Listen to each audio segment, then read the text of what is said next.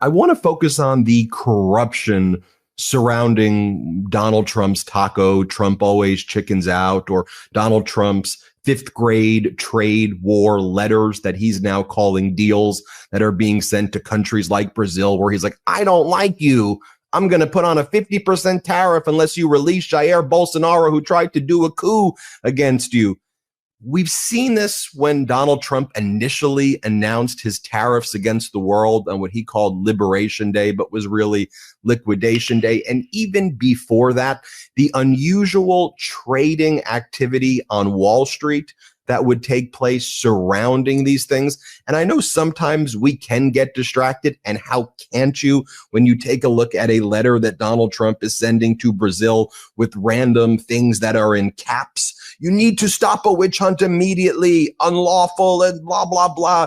I don't even want to read the letter. I've read it before, but it basically says, if you don't release Jair Bolsonaro for prosecution, we are going to increase the tariffs even more. It's just the worst. I want to focus, though, on what happened behind the scenes. I think this guy, Spencer Akimian, pointed it out. You could see it on the charts.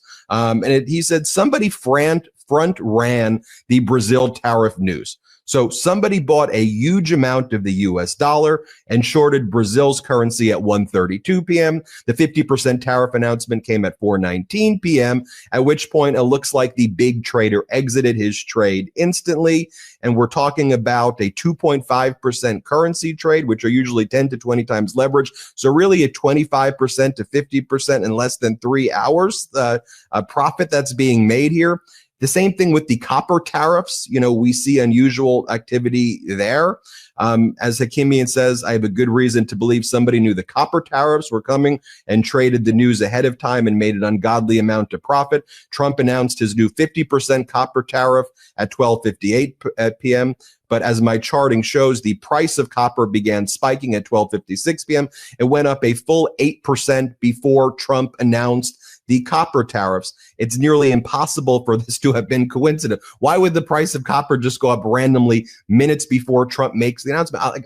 It's common sense, unless somebody knows. Also, when it came to Donald Trump, when he did the Liquidation Day tariffs against the world, and then he announced he was going to pause those tariffs, I think this site, Unusual Whales, did